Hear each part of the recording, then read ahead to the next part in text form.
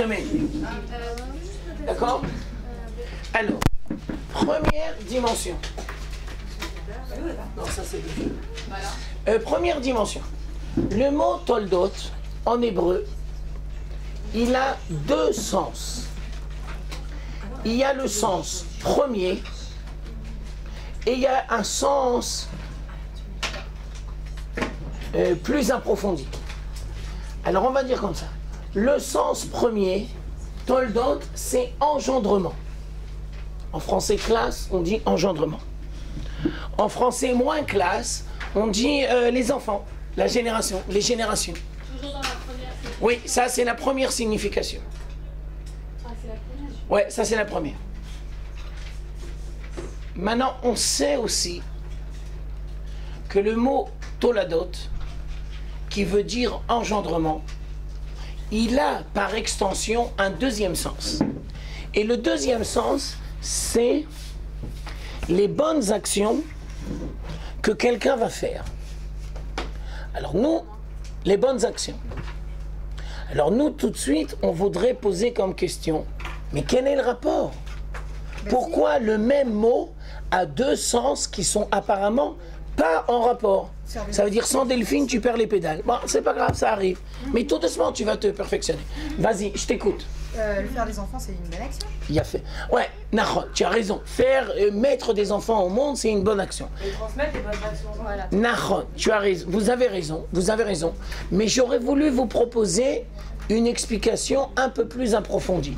Ce que je vais dire là, c'est dans le Maharal. D'accord? Alors, on explique. Mettre des enfants au monde, c'est une capacité qui a été donnée à l'homme. L'homme peut mettre des enfants au monde. Il n'a peut-être pas toujours envie, ça lui demande beaucoup de responsabilités, mais n'empêche qu'il a été créé avec cette capacité. L'homme peut donner la vie. L'homme peut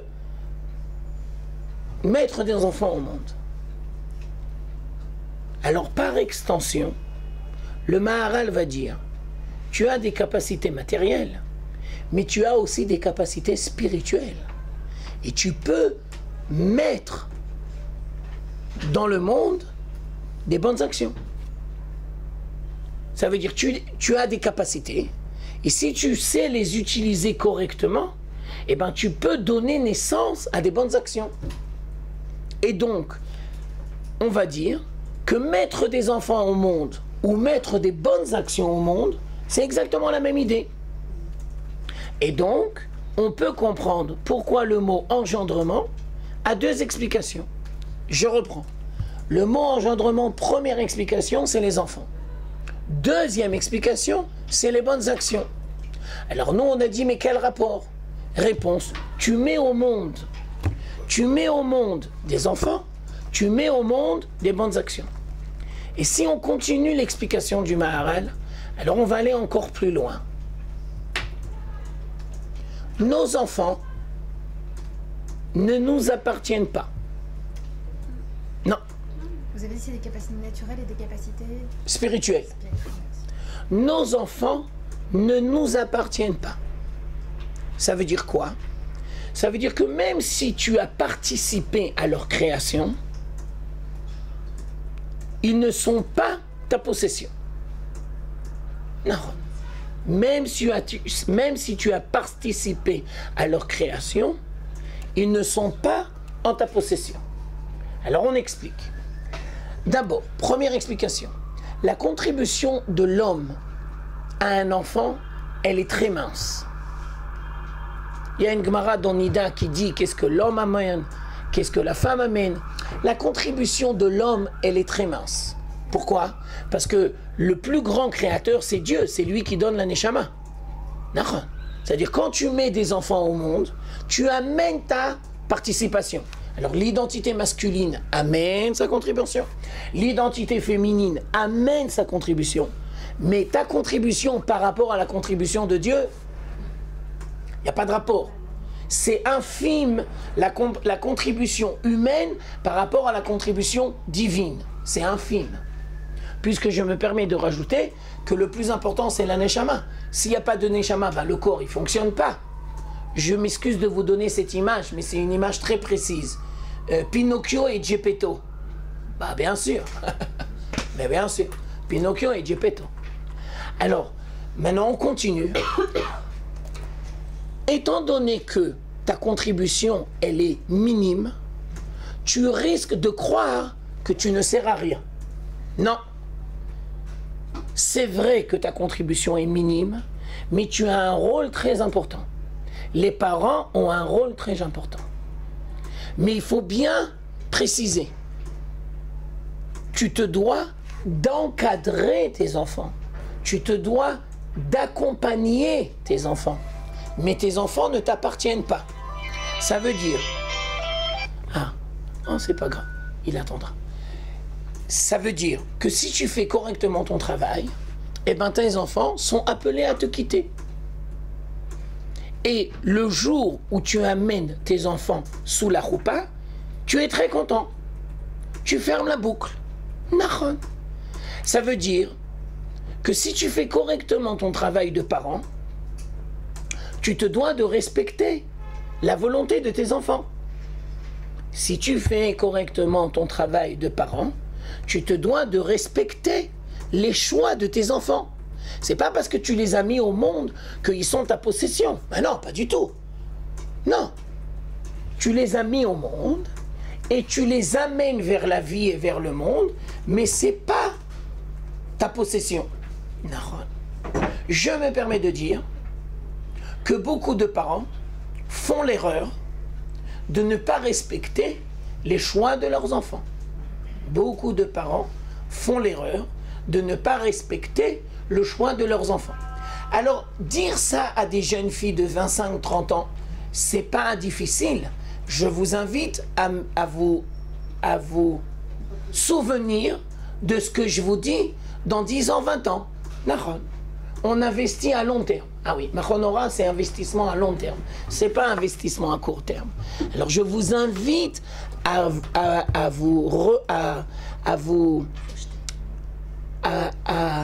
souvenir de ce que je vous dis quand vos enfants seront, par exemple, dans la crise de l'adolescence. Mais quand on voit un enfant qui se trompe, alors quelle doit être notre réaction si on veut le laisser? Il a fait. Pose comme question notre ami. Je connais pas les prénoms. Hein. Levana. Levana. Vous devrez peut-être mettre des petits trucs. Staff.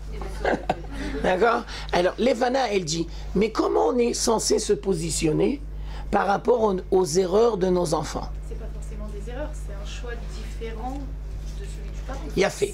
Alors on va dire, il y a plusieurs grilles d'analyse. Il y a des fois où ce sont des erreurs.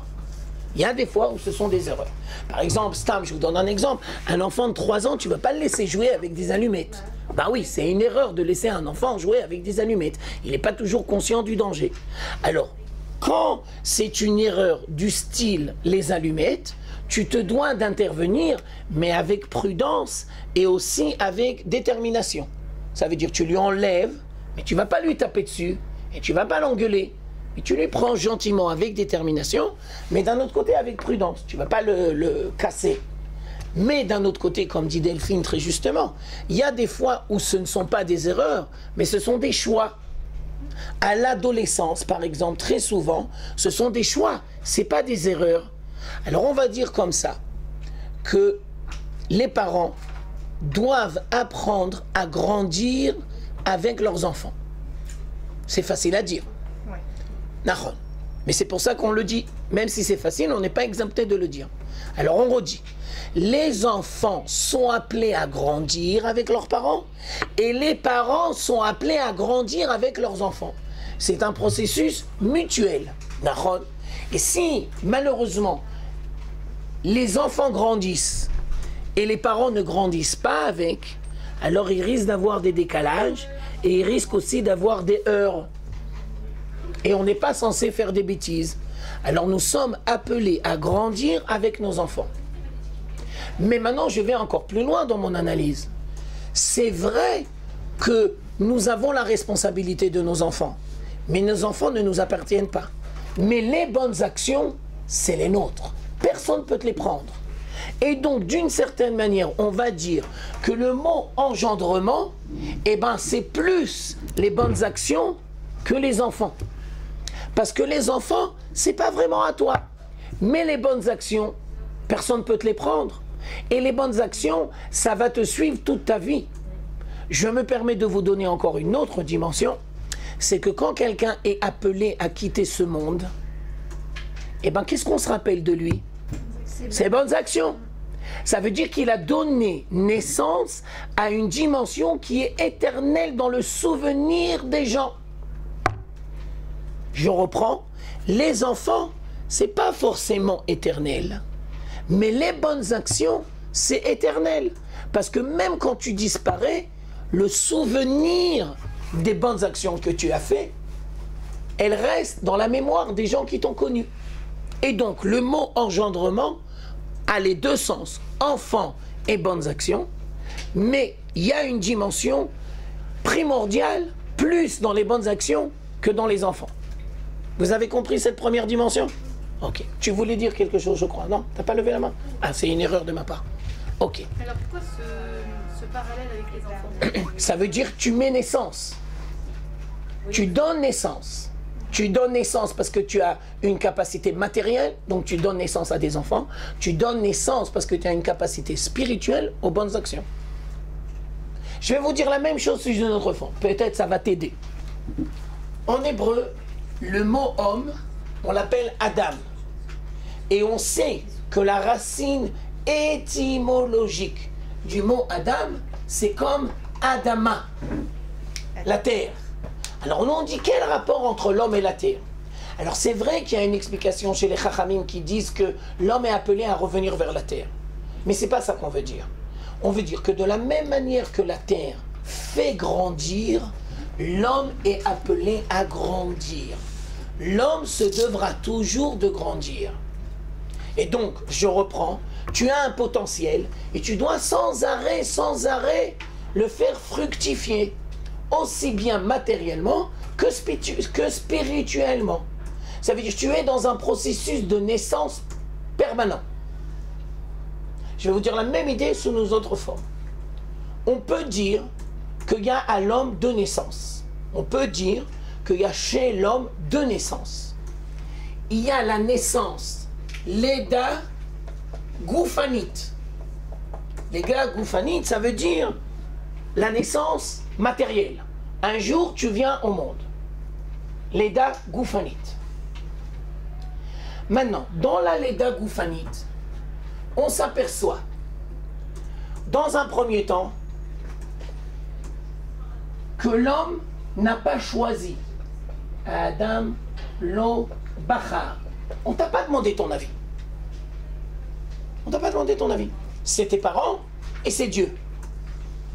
Deuxième dimension. Pas simplement l'homme n'a pas choisi, mais il n'a pas un grand rôle dans sa naissance, dans la naissance biologique. L'homme n'a pas un grand rôle dans la naissance biologique. Les sages-femmes, la maman, lui, il pousse un peu vers la fin, mais il n'a pas un grand rôle. Alors, dans la naissance biologique, on explique Atafkid, ça veut dire le rôle de l'homme, Atafkid, Shel, Adam, le rôle de l'homme, ou Katan. Et petit. Maintenant, troisième dimension, on explique, tu nais biologiquement une seule fois. Ah ben oui, Chad Peami, une seule fois. Chaque année, kouloulou, on te fait un petit anniversaire sympa, des petits bisous, des petits cadeaux, mais c'est toujours la même date. Par contre, maintenant, on rentre dans une nouvelle dimension. C'est quoi le dernier, pardon? Chad Peami, une seule fois. Maintenant, on rentre dans ce qu'on va appeler la Leda Rouchanit. Ça veut dire la naissance spirituelle. Alors, première dimension, ça ne dépend que de l'homme.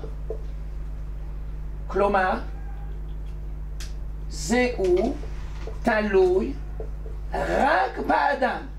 Ça dépend que de toi. Deuxième dimension, puisque ça ne dépend que de toi, alors l'homme a un rôle primordial dans sa naissance spirituelle. Personne ne peut le faire à sa place. Ça dépend que de toi et c'est ta responsabilité à toi. Et donc tu as un rôle primordial. Ça ressemble, le premier et le deuxième, ça ressemble.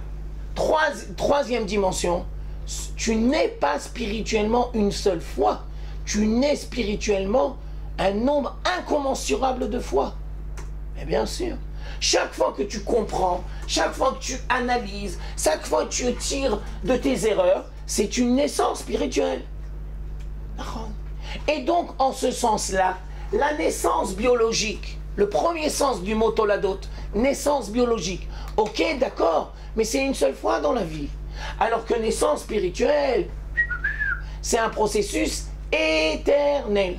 J'ai pas compris la différence entre le premier. D'accord. Le premier, ici, tu n'as pas choisi de naître. Et ici, tu as un tout petit rôle. Maintenant, ici, ça ne dépend que de toi. Et deuxièmement, personne ne peut le faire à ta place. Tu ne peux pas demander à quelqu'un de faire le boulot à ta place. Ça dépend que de toi. Tout ça pour dire que si tu comprends bien le passage au Mahonora, alors tu comprendras que le Mahonora est appelé à jamais se terminer.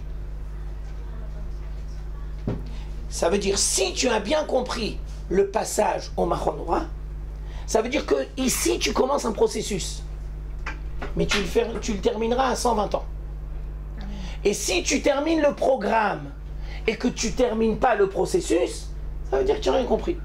Tu es devenu esclave du programme. Comprenez la différence? Je reprends, parce que j'ai l'impression que vous n'avez pas pigé. Je reprends.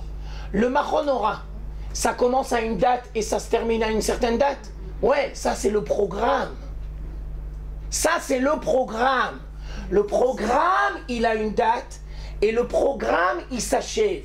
Mais le processus, pas le programme, le processus. Ça veut dire, je vais vous donner encore une autre image, encore plus crue. Si tu dépends des cours de Tobiano pour faire ton boulot, eh ben t'as rien compris, ça veut dire que tu es dépendant. Tobiano c'est sympa, il te met sur les rails, et après tu continues par toi-même. Mais bien sûr. Ça veut dire que le processus ne devra jamais se terminer. Non. La naissance spirituelle, elle est éternelle. La naissance biologique, c'est une seule fois dans la vie d'un individu. Vous comprenez la différence? Bien fait. Tu voulais dire un truc et je t'ai arrêté tout à l'heure, non? Je me suis trompé? Tu as compris? Ah d'accord, ok, très bien. Alors peut-être il faudrait que je complète ici, 2 minutes. Vous pouvez juste redonner les traductions? Ouais, les traductions. En haut ou en bas? Tout, depuis le début. Depuis à l'aise. D'accord, il n'y a pas de problème. Alors on reprend. Ici, c'est la naissance biologique. Alors, je reprends. Première dimension, l'homme ne choisit pas de naître. Il naît contre sa volonté. Baal Kocho, ou l'Obacha. On ne te demande pas ton avis. Ça, c'est la première dimension. Deuxième dimension, le rôle de l'homme, le rôle du nourrisson dans sa naissance, ben, il est très mince. C'est le corps médical, c'est la maman, mais toi, qu'est-ce que tu fais? Bon, tu pousses un peu à la fin, mais c'est où? Et ensuite, la naissance biologique, ben, c'est une fois dans la vie. C'est Chad Pe'ami, une seule fois. Maintenant, par contre, la naissance spirituelle. Alors, première dimension, ça ne dépend que de toi. Personne ne peut le faire à ta place. Tu ne peux pas demander à ton rab de faire le boulot à ta place. Tu ne peux pas demander à tes parents. Tu ne peux pas demander à ton mari. C'est à toi de faire ton boulot. Ensuite, le rôle de l'homme, il est très important. Ça ne dépend que de toi et personne ne peut le faire à ta place. Donc tu as un rôle très important. Atafkid, c'est le rôle. Atafkid, Shel Adam, ou Merkazi. On ne va pas dire Gadol, on va dire Merkazi. C'est super important ton rôle. Et la troisième dimension, ce n'est pas une seule fois, mais éternel. En lo sof. C'est éternel. Et donc, je vous ai donné une illustration. Qu'est-ce que ça veut dire éternel? Le programme, le processus. Si tu dépends du programme, ça veut dire que tu n'as rien compris. Ouais, vas-y. Pardon. Vous avez compris? On peut engendrer la deuxième partie du cours? Il a fait. Deuxième en partie du cours. Cette semaine, nous allons assister à la naissance de Yaakov et de Esav. Cette semaine, nous allons assister à la naissance de Yaakov et de Esav. Alors, on s'aperçoit que dans l'homme, il y a deux dimensions. On s'aperçoit que dans l'homme, il y a deux dimensions. L'inné et l'acquis. L'inné et l'acquis. On explique. L'acquis, les parents, la société. L'acquis, c'est très important.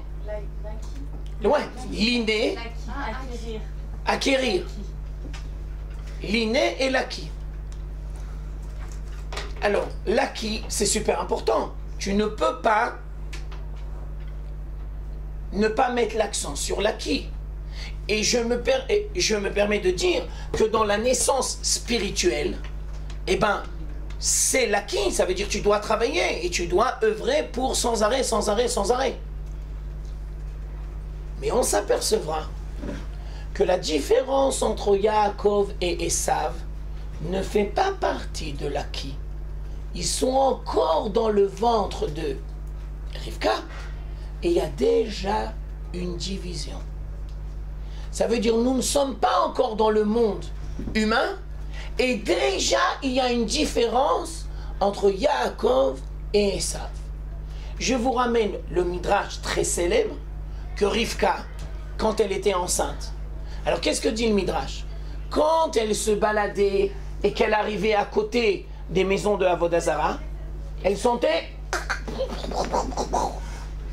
Et quand elle allait vers des maisons de prière, maintenant je me permets de vous dire qu'à l'époque de Rivka, il n'y a pas les appareils spéciaux comme il y a aujourd'hui dans les hôpitaux qui te permettent de faire un ultrason et de te dire t'as des jumeaux, t'as pas des jumeaux, t'as un garçon, t'as une fille. Alors elle était complètement bouleversée. Je m'excuse de dire quoi, j'ai un gauche schizophrène? Une fois il se balade la Avodah Zarah et une fois il se balade les maisons de prière. Quoi, le mec il n'est pas vraiment, il sait pas vraiment définir son identité. Jusqu'au jour où on lui a expliqué qu'elle allait donner naissance à deux entités complètement contraires. La première va s'appeler Israël et la deuxième va s'appeler Esav. Alors je reprends. La différence entre Israël et Esav, c'est une différence humaine, c'est une différence dans le monde de l'acquis, que chacun va se positionner de manière différente, ou c'est une différence divine? C'est une différence divine. Ça veut dire, dans le sein de Rivka, il y avait déjà la différence. J'approfondis. Comprendre la différence entre Yitzhak et Ishmaël, ben, c'est pas très compliqué. Il y a deux femmes. Alors c'est pas très compliqué. Ishmaël, Agar. Yitzhak, Sarah. Ça c'est la première étape. C'est pas difficile de comprendre la différence entre Yitzhak et Ishmaël en savant pertinemment qu'ils ont deux mères complètement différentes. Mais dans la paracha de cette semaine, ça complique. Il y a une seule femme, elle s'appelle Rivka, et elle va donner naissance à deux entités qui sont complètement contraires. Une, on va l'appeler Esav, et l'autre, on va l'appeler Israël. Ça veut dire que la différence entre Israël et Esav ne fait pas partie du domaine de l'humain, du domaine de l'acquis, mais elle fait partie du domaine de l'inné. Donc ça veut dire que dans l'homme, il y a ces deux... Il y a ces deux dimensions. Il y a Fémérot. Alors maintenant, regardez bien. Est-ce que je peux effacer tout ça? Et par contre, Yitzhak et Ismaël, c'est du domaine de l'acquis. Ouais, parce que bien sûr, parce que c'est deux femmes. Donc c'est l'acquis. Il y a Fémérot, les valeurs. Moi, je me rappelle un peu. Toda. C'est moi qui t'en Kol hakavod. Il y a Fémérot. Alors regardez bien. Je vais exprimer la même idée sous une autre forme. Excusez-moi, Rav Tobiano, des goïms intelligents, il y en a? Bien sûr, beaucoup. Je continue. Excusez-moi, Rav Tobiano, des juifs imbéciles, il y en a? Ça court les rues. Alors, c'est quoi la différence entre un juif et un goï? Ah, alors maintenant on explique. C'est que la différence entre un juif et un goï ne fait pas partie de l'acquis, mais elle fait partie de l'inné. Ça veut dire, j'utilise un vocable en hébreu, que c'est important que vous le connaissiez. Ségoula et Bechira. Alors j'explique. C'est pas une traduction mot à mot. Bechira, c'est le monde de l'acquis.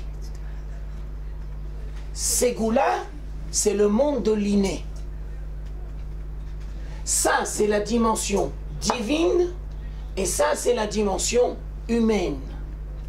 La différence entre un juif et un goï, c'est une différence dans le monde divin et pas dans le monde humain. Je t'écoute parce que j'ai l'impression que tu es un peu perdu. Ségoula, c'est inné. On peut dire potentialité. Potentialité. On peut dire, on doit dire. Potentialité. Tu as entièrement raison. Oui, si on a. Et le tafkid, on le met dans l'inné? Ouais, bien sûr. Parce qu'il est là dès le... À la base, bien sûr. Alors comment on peut comprendre cette potentialité qui est chez lui? Alors regardez. Alors maintenant, regardez bien. On est en plein dans le sujet. Oui. Et comment tu t'appelles? Je sais pas comment tu t'appelles. Comment? Levana. Ah, il y en a deux. D'accord. Il y en a plusieurs? Il y en a plusieurs? Il y a d'autres Levana? Non. D'accord. Ok, très bien. Je te souhaite d'être toujours bien luné. Vas-y, Levana. Vas-y. Vous avez dit qu'il y a une différence entre l'inné et l'acquis. Ouais. Mais quand par exemple quelqu'un fait une conversion, Ouais. son acquis devient inné. Oh, très bonne question. Alors, je vais utiliser la question de Levana pour re-expliquer un principe. Quand on voit un converti, on a l'impression que la conversion fait partie du domaine humain. Il a décidé de devenir juif. Mais je me permets de dire que ce n'est pas une vision juive.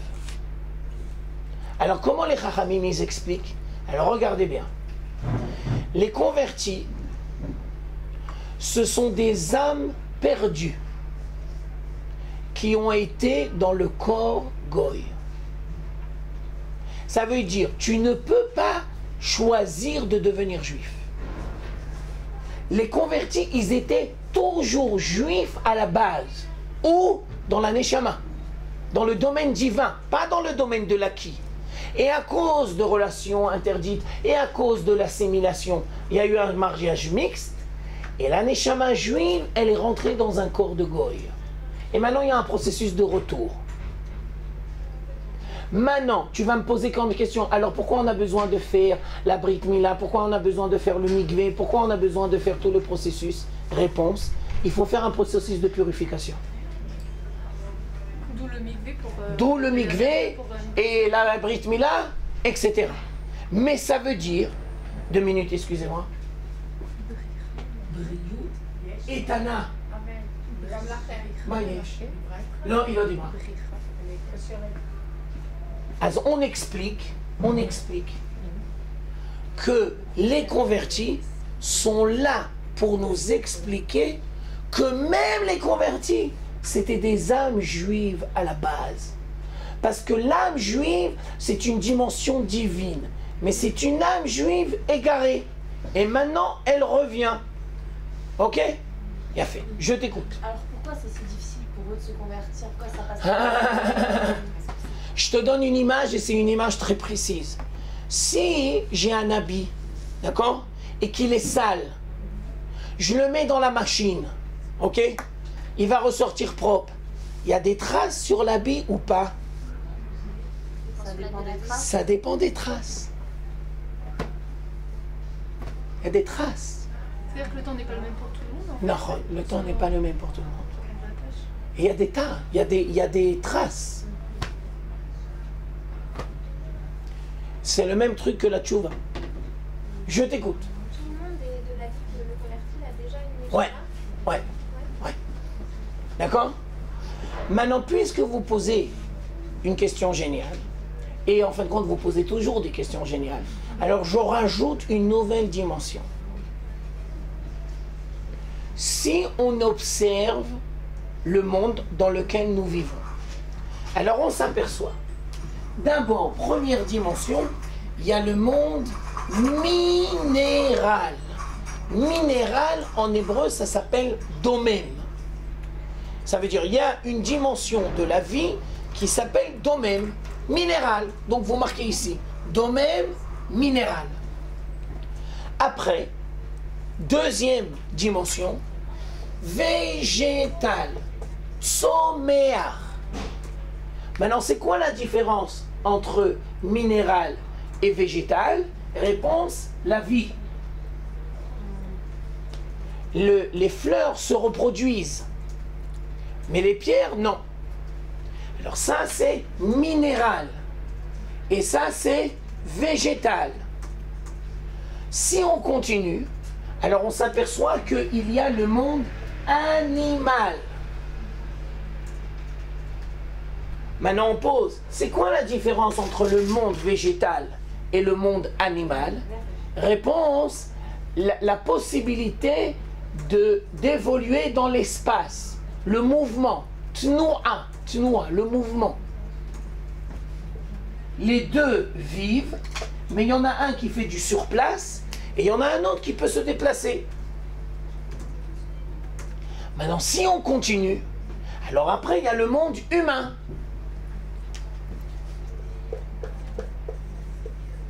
Maintenant, si on pose la question à un juif et on va lui dire, c'est quoi la différence entre le monde humain et le monde animal? Il y a fait merde. Alors, Siona, elle a dit première explication, et elle a entièrement raison. Bechira Chofshit. Ça veut dire quoi, Bechira Chofshit? Le libre arbitre. On peut dire libre arbitre. On peut dire aussi comme autre réponse la possibilité de réfléchir et la possibilité de communiquer. De'a vedibour. Je reprends. Si on pose comme question, c'est quoi la différence entre le monde animal et le monde animal et le monde humain? Alors tu peux dire Bechira Chofshit, le libre arbitre, ou tu peux dire la possibilité de réfléchir, DA, et la possibilité de communiquer. Mais communiquer, Bah oui. Ouais, mais c'est pas un langage. Tu vas jamais voir un chien qui va dire à son copain, hey Yahoo, il dit comment tu te sens ce matin? Tu sais, j'en ai un peu marre. Et toi, comment ça va chez toi? C'est pas... D'accord? C'est pas exactement pareil. Ok? D'accord. Alors maintenant, ça se complique. Alors là, il faut faire très, très attention. C'est maintenant que ça se complique. Normalement, on a fini. Normalement, on a fait le tour du monde et on a expliqué les différentes apparitions de la vie sur Terre. Viens maintenant les Chachamim et ils vont nous dire mais non, tu sais, t'as oublié. Il y a encore un autre truc. C'est quoi l'autre truc? Israël. Réponse, Israël. Alors là, nous, on vient et on dit, mais attends, mais 2 minutes. Je fais exprès de dire, mais attends, mais 2 minutes, mais c'est du racisme. Alors regardez bien.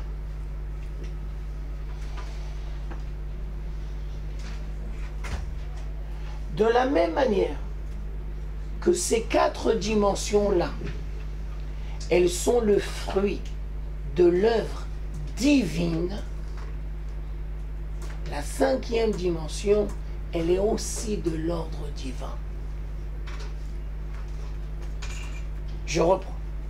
De la même manière que Dieu a donné naissance à ces 4 dimensions, et ce n'est pas l'œuvre humaine qui a donné naissance aux minéraux ou aux végétaux. Non, c'est la création. La création, c'est le bon Dieu. Alors on explique. La création d'Israël, c'est aussi le bon Dieu. Alors maintenant, regardez bien. La semaine dernière, qui a annoncé à Sarah et à Abraham qu'ils allaient avoir Yitzhak?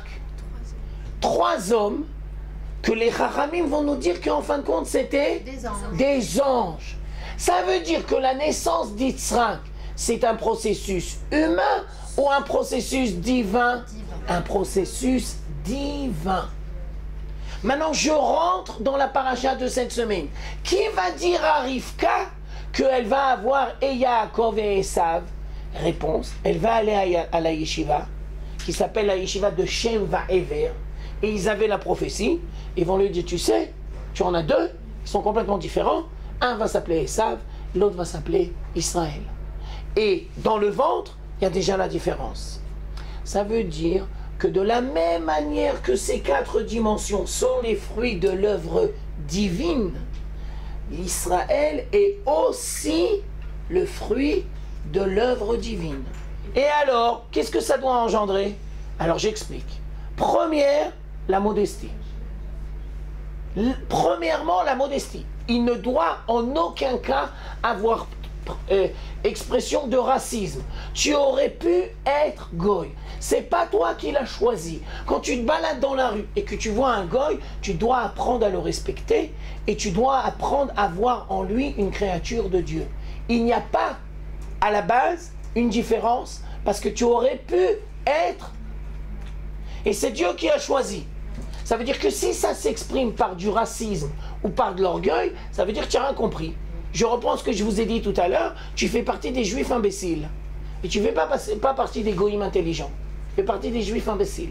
Et je me permets de le dire, les juifs imbéciles, ça court la rue. Oui, c'est court la rue. Parce qu'ils n'étudient pas la Torah correctement. Deuxième chose, si tu comprends que tu as reçu une neshama juive, alors tu dois commencer à prendre tes responsabilités. Parce que Dieu te donne une neshama et il te fait confiance. Et si toi tu te tournes les pouces et tu vas te bronzer à jouer en les pins, eh ben, tu mets un petit peu du bâton dans les roues, dans le projet divin. Le bon Dieu, il compte sur toi, et toi, tu te la coules douce à jouer en les pins. Mais il faut arriver à cette prise de conscience. Alors, il faut y arriver à cette prise de conscience. C'est le rôle de Tobiano. Bah oui. C'est le rôle de Tobiano. Et quand on a des personnes qui rejettent ce côté-là. Maintenant, elle dit, notre copine très justement, Levana, elle dit, mais des fois, j'ai rencontré des juifs et ça les révolte, et ça les énerve, et ils en ont marre, et ils ne veulent pas qu'on leur dise cette vérité. Alors je vais te dire. Ou qui ne se sentent pas à la hauteur pour prendre cette responsabilité. Aussi. Il y a fait merde. Ou qui ne se sentent pas à la hauteur pour prendre cette responsabilité. Alors je vais te dire.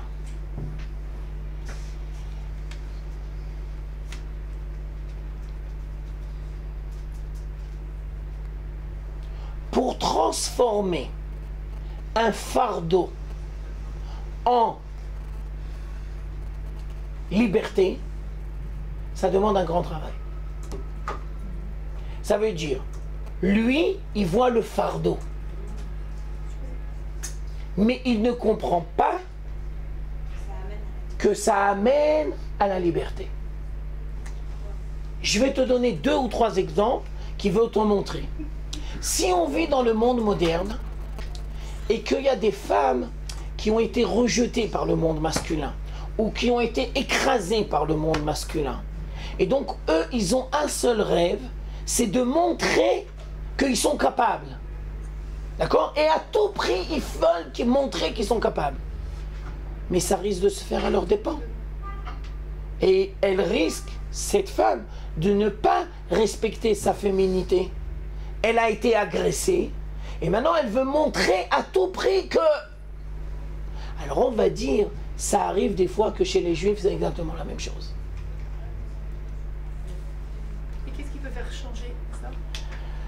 Il faudrait qu'il ait des expériences positives qui puisse lui redonner un goût positif. Comme une femme, par exemple, on va lui dire, mais tu sais, tu seras peut-être pas pilote de combat. Mais alors, ça veut dire quoi? Alors, je sers à rien si je suis pas pilote de combat. Mais qu'est-ce que je suis alors? Je suis une bonne à rien. Ça veut dire, elle vit dans un système où on veut lui faire croire que les pilotes de combat, c'est... Mais si tu es une femme normale, ou bien encore, je te donne un autre exemple. Tu prends une publicité et tu mets une belle voiture et une femme. Mais je suis pas une voiture. Mais depuis quand on prend les femmes pour des voitures ou des machines à laver? Réponse. Les hommes ont dit que les femmes belles sont des femmes qui ont une valeur. Donc moi, je suis une femme belle, donc je suis comme une voiture. Mais tu ne dois pas jouer le jeu. Si on te propose d'être dans une publicité, d'être une belle voiture, eh ben tu vas lui dire, va chez ta mère. Tu vas lui dire, mais je ne suis pas une voiture, je ne suis pas une machine à laver. Quoi, c'est ça ma valeur? Alors on dit qu'on vit dans un monde où on veut nous faire croire que les femmes belles, c'est eux qui ont une valeur. Et si tu es pas belle, tu es bon à rien. Mais c'est de la bêtise. C'est de la bêtise. Ah, vakasha, slicha. Alors on explique que c'est la même chose pour... Vas-y, ouvre la porte, Dvorah, elle veut rentrer. Non, elle n'est pas obligée d'entrer. Si elle veut rentrer. Bon atterrissage. Alors on explique que les gens qui vivent mal leur identité juive, ce sont des gens qui ont vu le fardeau, où ils ont eu des expériences négatives et ils sont persuadés que c'est comme un fardeau. C'est comme une femme qui dit oh, je suis une femme, mais à quoi ça sert? Des expériences négatives, mais il y en a qui vont voir ça effectivement comme un fardeau, comme une contrainte, et qui vont se dire mais pourquoi moi j'ai pas le droit, moi j'aurais voulu faire ça. Il y a fait Mérod. Alors on va dire, je reprends la question de Levanem parce que tout le monde n'a pas entendu. Alors on va dire comme ça, un jour, le singe va voir le lion et lui dit mais pourquoi je ne suis pas lion? J'aurais voulu être lion. Et moi, je suis qu'un singe. Il y a une fable de La Fontaine qui parle le lion et le rat. Tu connais le lion et le rat? Vous connaissez ou pas? Alors, je la dis très vite. Le lion, il se prenait pour le plus fort. Et le rat, le rat, c'est un pourri. Le rat, on n'a pas besoin de rat. Maintenant, un jour, il se trouve que le lion, il est tombé dans un piège. Et qui est venu le sauver? Il a fait même des petits points. On a toujours besoin d'un plus petit que soi. Et donc le rat est venu et il a sauvé le lion. Ça veut dire, maintenant j'explique, si Dieu préserve, la communauté d'Israël risque de dire mais nous on n'a pas besoin de goïm, mais quoi c'est ça, mais ils nous tapent sur le système. Alors nous on dit, mais t'es juif pour qui?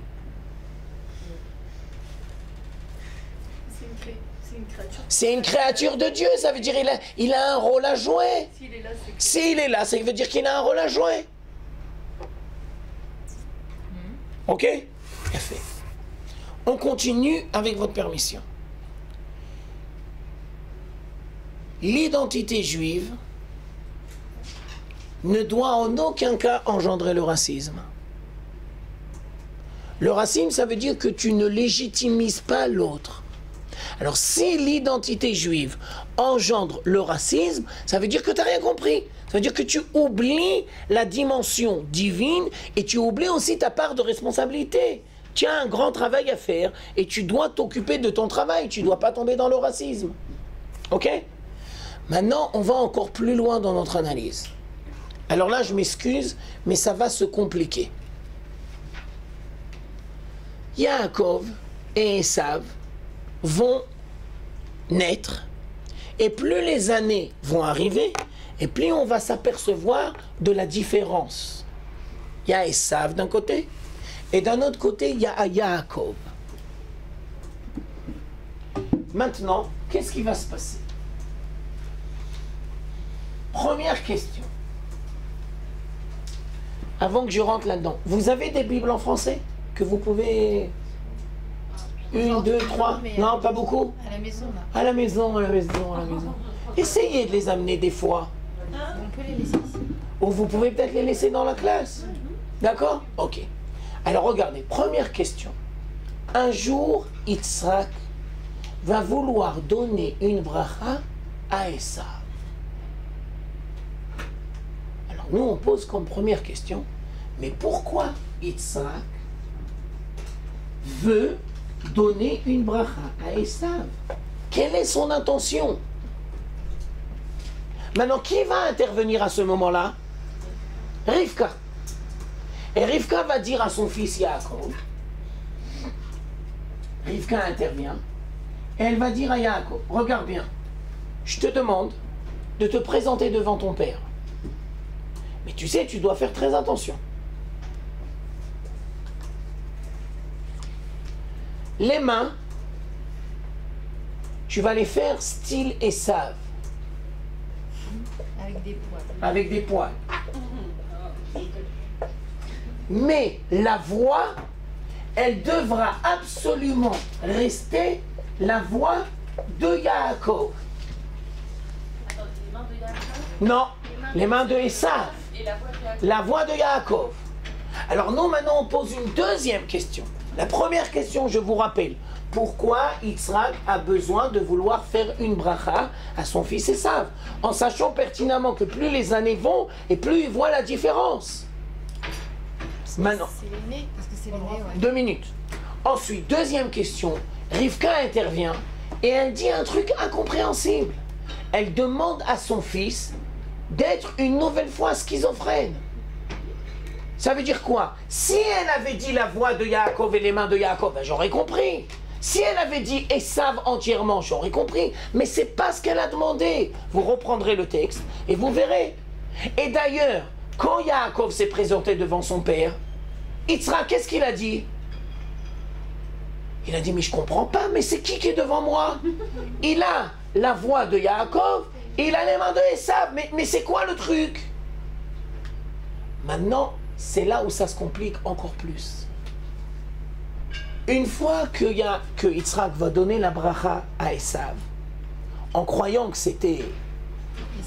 il va donner la bracha à Yaakov en croyant que c'était Esav, et qu'il va comprendre son erreur.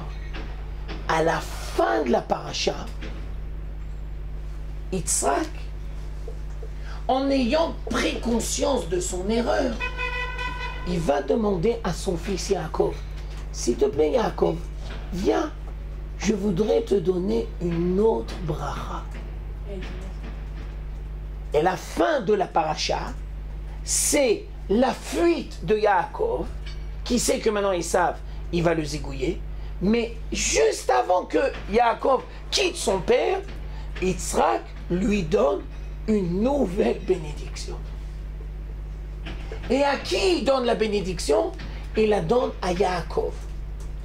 Alors, ça c'est très important, le dernier point, je me permets, c'est très important que vous le voyez après dans le texte, pour que vous compreniez bien de quoi il s'agit.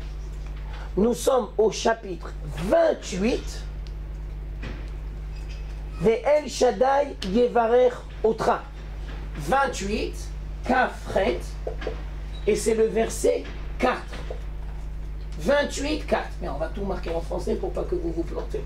28, 4. Et à ce moment-là, il va dire Vaïten lecha et birkat Avraham. Et moi, je vais te donner la bénédiction d'Abraham, à toi et à toute ta descendance. Mais attends, mais il y a 2 minutes, mais c'est incompréhensible. Tu as compris ton erreur. Tu as compris que la personne qui était en face de toi, c'était Yaakov. Et ben donne une bracha à Esav. Maintenant, je continue le texte. Entre ce moment-là et ce moment-là, Yitzhak va aussi donner une bracha à Esav. Je vous dis que ça se complique, non? Alors je reprends, il y a 4 étapes. Il y a 4 étapes dans la paracha. Je reprends les 4 étapes. Et les 4 étapes sont incompréhensibles. Première étape, Yitzhak veut donner une bracha à Esav.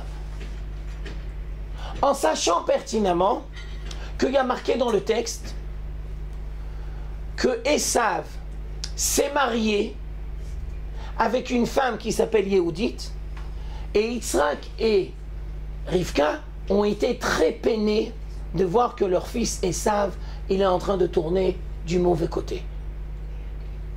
Alors, avant qu'on rentre dans le chapitre des Brachot, le dernier verset, il va te dire, Yitzhak et Rivka ont été très peinés du comportement de Esav, qu'il est en train de tourner vers la mauvaise voie.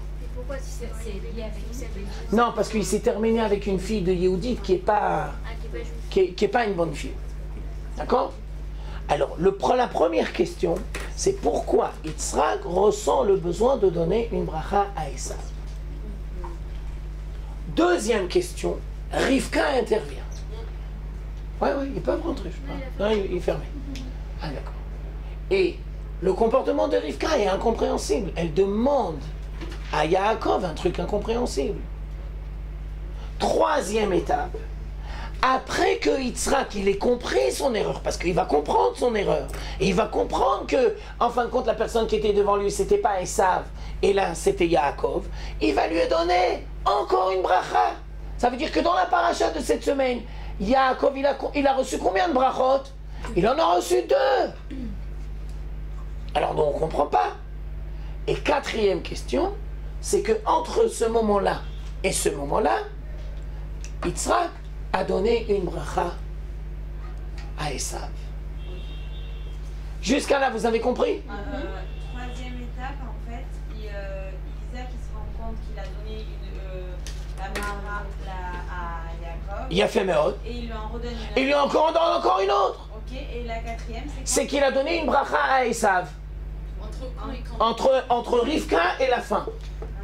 D'accord? Ok. Alors, pour répondre à ça, je ne vais pas tout de suite répondre directement. Je me dois de vous donner certaines dimensions et après, on va répondre aux 4 questions.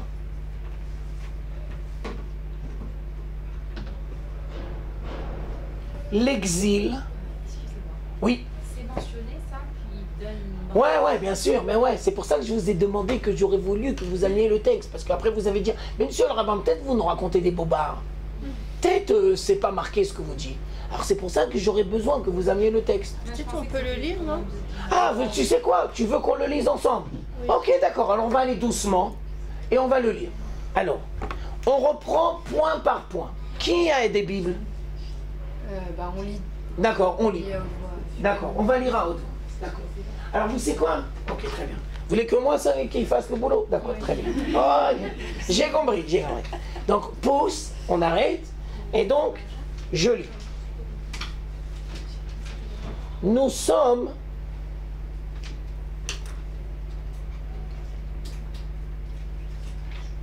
ça c'est les puits, on ne parle pas des puits. Il a fait mal. Voilà. Premier truc, alors marquez, d'accord? Je veux bien le marquer aussi au tableau, mais il faut que vous... Premier truc, on est au chapitre 26, et c'est le verset 34. Et je vous demanderai, s'il vous plaît, de reprendre rappel au cours. Je veux bien tout lire, mais vous reprenez, parce que c'est en longueur. Alors, je lis. Ésaü, âgé de 40 ans, prit pour femme Yehudit, fils de Béhéri, le Chétéen, et Bosmat, fils de Élon, le Chétéen. Et elles furent une amère affliction pour Yitzhak et pour Rebecca. Ça veut dire, Yitzhak et Rivka, ils voient qu'ils tombent du mauvais côté. On continue, on rentre dans le chapitre 27, et à ce moment-là, Vaïkra et Esav venant. Yitzhak demande à Esav de venir. C'est le premier verset. Et il lui dit, j'ai l'intention de te donner une bénédiction. Prépare-moi à manger. Si déjà vous voulez voir dans le texte, alors je vous complique encore plus le truc. Il va lui dire, prépare-moi à manger. Et moi je voudrais te donner une bénédiction. Alors nous on a posé comme question, mais pourquoi tu as besoin de lui donner une bénédiction? À lui plus particulièrement, qu'est-ce que tu as vu en lui que tu veux lui donner une bénédiction? On continue. Rivka, quand lui et Esav va partir à manger, alors Rivka va rentrer. Elle va dire à son fils, Yahweh dit, Viens ici, s'il te plaît, j'ai besoin de toi maintenant. Va-t-il-bash et Yaakov bena akatan. Ve'et oro. Elle va lui mettre des pots sur les mains. Et donc, il va se présenter devant son père. Alors, dans un premier temps, son père, il va dire, attends, mais 2 minutes, comment t'as fait pour venir aussi vite? Et alors maintenant, le père, il va dire comme ça, Vayomer, Akol kol Yaakov et Yadayim yede Esav. Mais c'est quoi ce truc-là? Je comprends pas, moi. C'est le verset 27, et maintenant on est au 22.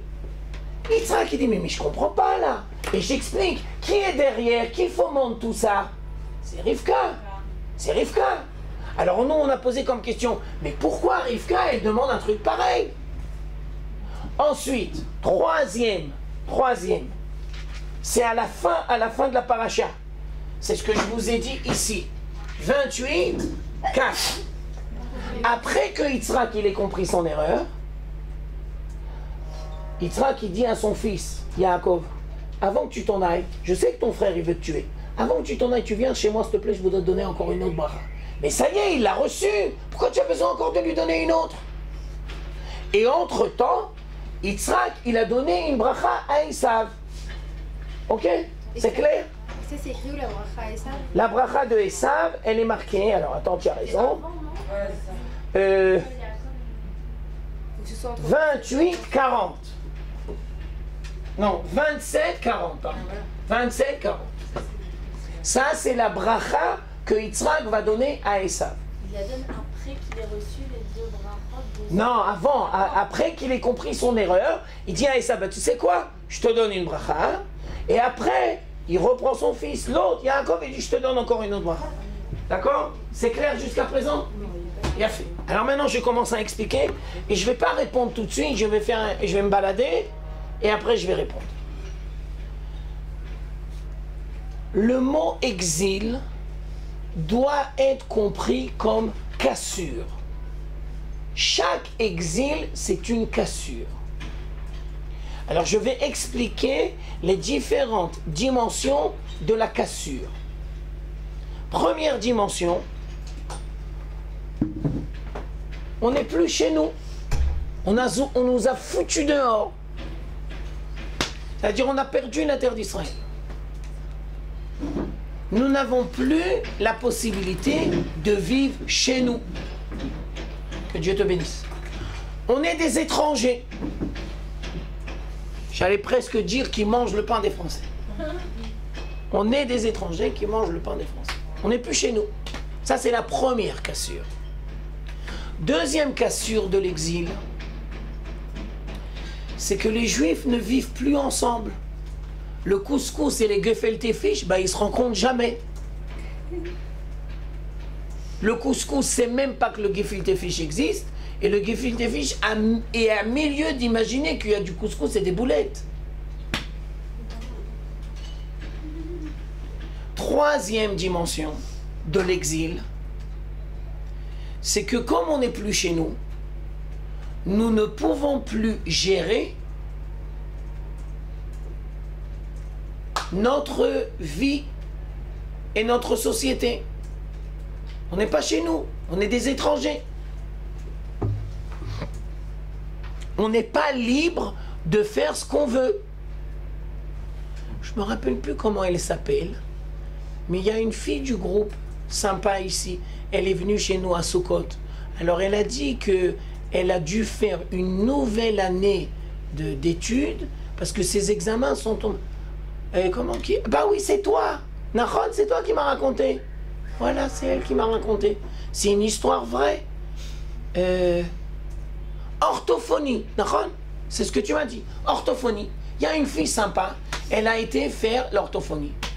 Et la première année d'orthophonie, elle est arrivée, on va dire, la 15e, si ma mémoire est bonne, ou presque, d'accord? Et donc, elle n'a pas pu être acceptée. On lui a dit, bah, c'est pas grave, vous allez faire une deuxième année et tu vas être accepté. En plus, si tu es 15e, ça veut dire que tu es tout prêt, tu peux y arriver. Elle fait une deuxième année d'orthophonie et les examens, ils tombent Rosh Hashanah. Et selon la loi française, c'est reconnu que elle a été voir, et le rectorat, et le machin, et le machin, et le machin. Ils en ont rien à foutre. Ils en ont rien à foutre. Tu peux monter, descendre, tu demandes une dispense à ton bon Dieu, tu fais ce que tu veux.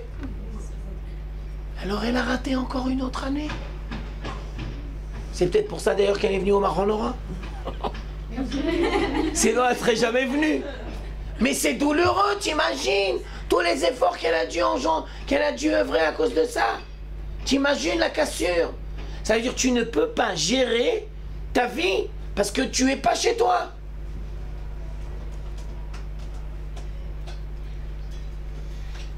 Et en fin de compte, c'est des magouilles parce qu'en fin de compte, si c'est marqué dans la loi, tu es obligé normalement de reconnaître la loi. Ils en ont rien à foutre. Mais maintenant, je voudrais vous rajouter une 4e dimension. L'exil engendre une cassure entre le monde spirituel et le monde matériel. La cassure, l'exil engendre une cassure entre le monde spirituel et le monde matériel. Alors regardez parce que c'est très très profond. Quand on est en exil sur une terre chrétienne, le monde matériel devient un monde profane. Le monde matériel devient un monde profane. C'est un blasphème. C'est une absurdité. C'est une bêtise. Le monde matériel n'est pas un monde profane. Chez les chrétiens, peut-être, mais pas chez les juifs. Le monde matériel doit être source de bénédiction. Le monde matériel, on en a besoin. Oui, on en a besoin. Mais le monde matériel, c'est dangereux. Le monde matériel peut engendrer énormément d'écarts. Réponse, on devra apprendre à réunir le monde matériel et le monde spirituel. C'est donc ce qu'avec on fait les cas. Il y a fait Méod. Et tu vas très vite. Hein. Delphine, tu vas très vite. Hein. Mais tu as entièrement raison. Et 2 minutes, c'est ce qu'elle a compris Rivka. Alors regardez bien.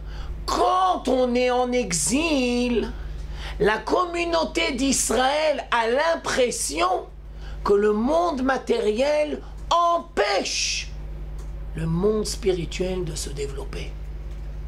Je reprends parce que c'est très important. Quand on est en exil, les Juifs ont l'impression que le monde spirituel, que le monde matériel empêche le bon développement du monde spirituel. Et donc, aux yeux des Juifs, entre parenthèses, qui sont imprégnés de culture chrétienne, le monde matériel, synonyme profane. Donc, on n'a pas besoin. Enferme-toi dans ta yeshiva, étudie la Torah toute la journée, et comme ça, tu auras la bénédiction du bon Dieu. Et la société, et l'armée, et la vie. Ah non. Maintenant, tu es dans la yeshiva. Le monde profane, c'est pour les gaïens. C'est pas pour nous. Nous, on est dans l'élévation spirituelle. Mais le profane, il est maudit. Il faut... Une mauvaise interprétation de ce que c'est profane. Il a fait mes hôtes. Alors maintenant, on reprend. La grandeur de Rivka, c'est d'avoir dit à son fils Yaakov, la grandeur de Rivka, c'est d'avoir dit à son fils Yaakov, tu te devras d'être Israël. C'est toi qui vas porter le flambeau. De la même manière que Sarah a compris, et elle a dit la semaine dernière, Ishmaël dehors, Rivka a compris, et elle dit à son fils Yaakov, c'est toi qui vas donner naissance à la communauté d'Israël. C'est toi qui vas porter le flambeau. Moi je vois ton fils, ton frère Esav. J'ai compris que de Esav, il n'y a rien à attendre. Le flambeau, il va passer chez toi. Ça veut dire la dimension divine, elle passe par toi. Mais regarde, fais très attention, va dire Rivka. Je te demande de créer un équilibre très difficile. Je te demande de développer en parallèle deux dimensions contraires mais complémentaires. Les mains matérielles. Les mains, tu devras avoir les mêmes mains que Esav. Tu devras te définir matériellement. Tu devras acquérir les mêmes capacités de gérer le monde matériel que ton frère Esav. Ton frère Esav, il est très fort dans le monde matériel. Toi aussi, tu dois apprendre à le faire. Tes mains, Esav. Mais Rivka continue, elle va lui dire, mais tu sais, fais très attention. Tu n'es pas appelé à devenir Esav. Les mains de Esav, oui, mais pas Esav entièrement. Alors, spirituel, c'est la voix de Yaakov. Alors Rivka demande à son fils, qui est censé porter le flambeau de la communauté d'Israël, les mains matérielles, la voix spirituelle. Ça veut dire que Yaakov, il avait besoin de... Ça veut dire que Yaakov, pour être Israël, il a besoin d'avoir les mains de Esav. Mais, puisque les mains de Esav, c'est un danger, il se doit d'avoir aussi la voix de Yaakov. 2 minutes. Je vais plus loin dans mon analyse. Rivka a compris que nous allons donner naissance à une communauté d'Israël. Et donc, on devra apprendre à gérer correctement le monde matériel. On devra apprendre à gérer correctement le monde spirituel. Mais la communauté d'Israël a besoin des deux. Elle a besoin d'orthophonistes, oui. Elle a besoin d'ingénieurs en informatique, oui. Elle a besoin de soldats, oui. Elle a besoin d'agriculture, oui. Quoi, tous les garçons ne sont pas obligés d'être à la yeshiva? Non. Non. C'est une erreur tragique de vouloir nous faire croire que la communauté d'Israël doit s'investir entièrement et uniquement que dans le monde spirituel. Ce n'est pas le judaïsme. C'est une vision non juive. Alors c'est quoi la vision juive? C'est d'apprendre à conjuguer les deux. Je vous donne une image, et c'est une image très précise. La semaine juive, c'est Shabbat ou 6 jours? Réponse, les deux.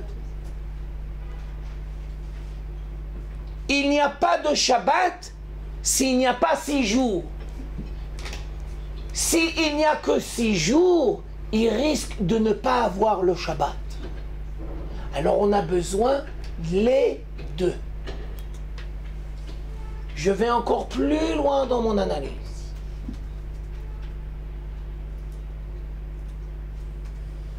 Si Rivka a compris ça, cette idée géniale qu'on est en train d'expliquer, quelle était la réflexion de Yitzhak quand il a voulu donner une bracha à Esav? Quelle était son intention? Alors j'explique.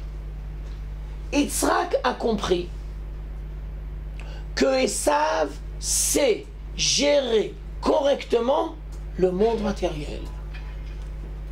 Yitzhak a compris que Yaakov a une dimension spirituelle. Alors Yitzhak avait le projet initial de faire Esav et Yaakov le tikkun de Caïn ve'Hevel. Yitzhak avait le projet de faire le tikkun de Caïn ve'Hevel. Ça veut dire 2 frères différents mais qui se complètent. Esav a des capacités matérielles. Yaakov a des capacités spirituelles. Ensemble, ils vont contribuer au devenir du monde. Rivka va dire à son mari, mon cher mari, tu as entièrement raison. Mais ça ne pourra se faire que dans des temps messianiques. Aujourd'hui, la communauté d'Israël est obligée de s'investir dans le monde matériel si tu veux qu'on arrive au temps messianique. Je vous pose une question piège pour savoir si j'ai bien compris. Qui a raison, Yitzhak ou Rivka? Les deux, il a fait, mais j'ai réussi mon truc. Ça veut dire que ce serait une erreur de croire que Yitzhak s'est planté. Yitzhak, c'est un tzaddik. Quoi, tu veux dire que Rivka, elle a raison et que Yitzhak, il s'est planté? Mais ça, jamais on dit des choses pareilles. Alors, c'est quoi la différence entre Yitzhak et Rivka? Le timing. La différence entre Yitzhak et Rivka, c'est le timing. Rivka, elle voit le présent, Yitzhak, il voit le futur. Alors regardez, parce que c'est très très joli ce que je vais vous dire. C'est pas moi qui le dis, c'est le Rav Kook. Quand tu reprends le texte de la paracha, tu t'aperçois d'une expression biblique que l'on se doit de connaître. Si tu comprends cette expression biblique, tu comprends toute la paracha. Mais si tu ne fais pas attention à cette expression biblique, tu risques de tout rater. Quand on reprend le texte de la paracha et que l'on voit la prise de position de Yitzhak par rapport à son fils Esav, alors il y a marqué comme ça.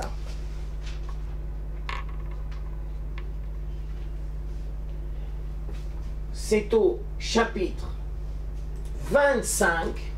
Alors attends 2 minutes. 25. Et ça c'est super, super, super important. 25, 28. Je marque l'expression biblique. Vaye'ehav Yitzhak et Esav. Et Yitzhak aimera Esav. Par contre, si on continue dans le même verset, Verivka ohevet et Yaakov. Et Rivka aime au présent Yaakov. Je reprends parce que c'est essentiel. Le comportement de Yitzhak par rapport à son fils Esav, c'est voir le futur qu'il y a dans Esav. Et donc, il y a marqué, Yitzhak aimera son fils Esav. Parce qu'il voit en lui les temps futurs. Et il est persuadé, Yitzhak, que dans le présent, on peut déjà réaliser le futur. Toi, tu seras Yaakov entièrement spirituel, toi, tu seras Esav entièrement matériel, et vous serez ensemble. Par contre, Rivka, il y a marqué, elle aime au présent Yaakov. Ça veut dire, elle dit à son mari, Yitzhak, tu as entièrement raison, mon mari, mais pas pour l'instant.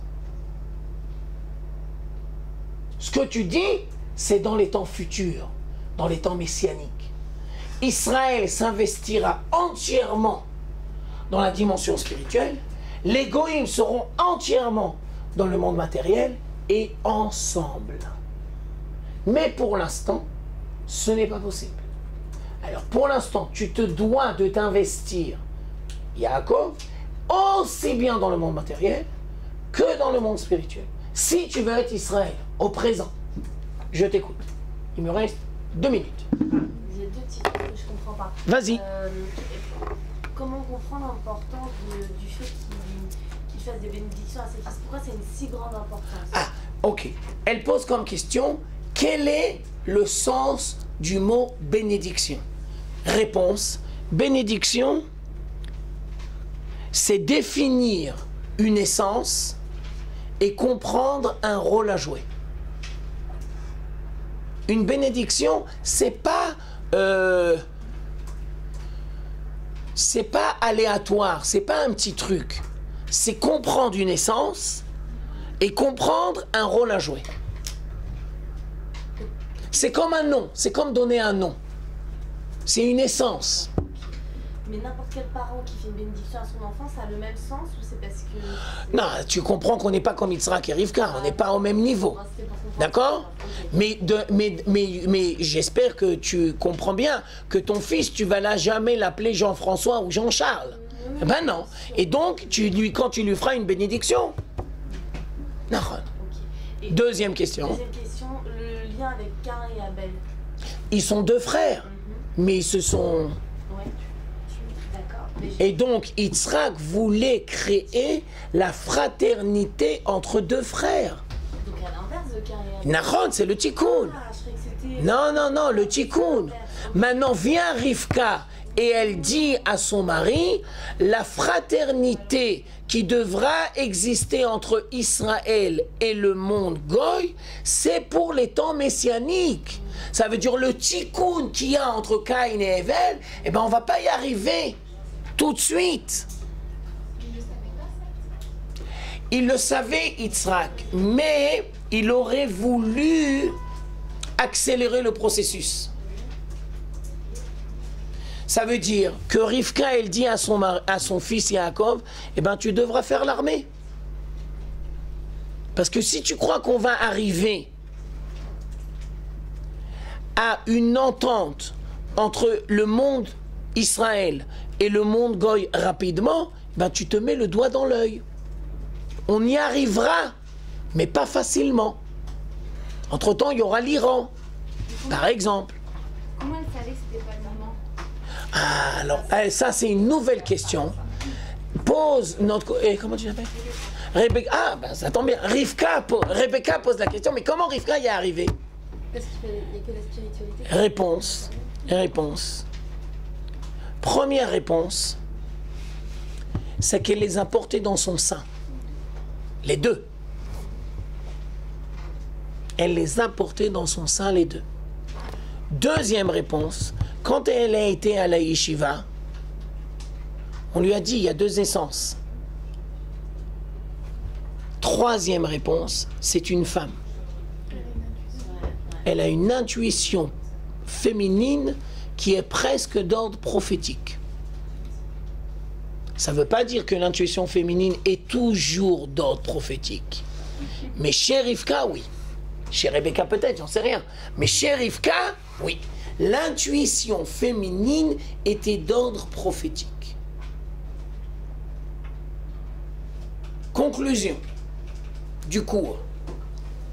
Si aujourd'hui la communauté d'Israël est appelée à revenir sur sa terre et à recréer l'identité de Yaakov, ça veut dire que l'on doit apprendre, si la communauté d'Israël revient sur sa terre et qu'elle est appelée à recréer l'identité de Yaakov, ça veut dire que l'on devra,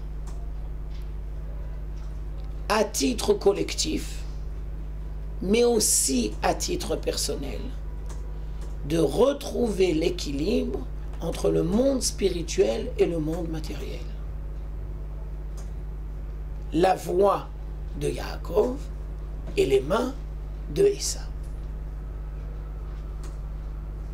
Et si quelqu'un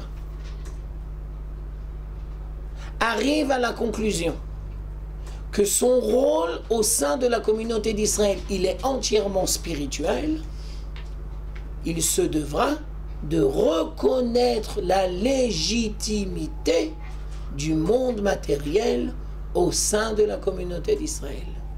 Même si à titre personnel, il s'investit entièrement dans le monde spirituel. Et le contraire aussi. Et si quelqu'un s'investit entièrement dans le devenir matériel de la communauté d'Israël, il se devra de reconnaître la légitimité de la dimension spirituelle de la communauté d'Israël. On a besoin des yeshivot. Oui, on a besoin des yeshivot. mais on a aussi besoin de l'armée. Non. Et c'est quoi à titre personnel? À titre personnel, ça veut dire pour un homme ou pour une femme? Pour une femme.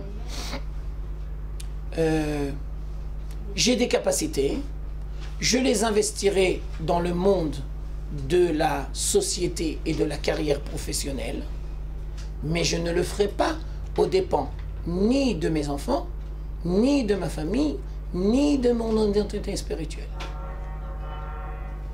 Donc je dois me casser la tête pour trouver un équilibre. J'irai à la fac, mais je ne deviendrai pas un technocrate. Et même si je deviens un technocrate, je ferai toujours très attention de continuer mon essor spirituel. Par exemple. Tu comprends le truc? Et même si je m'investis à titre personnel dans le monde matériel, je devrais comprendre la légitimité pour la communauté d'Israël du monde spirituel. Et réciproquement.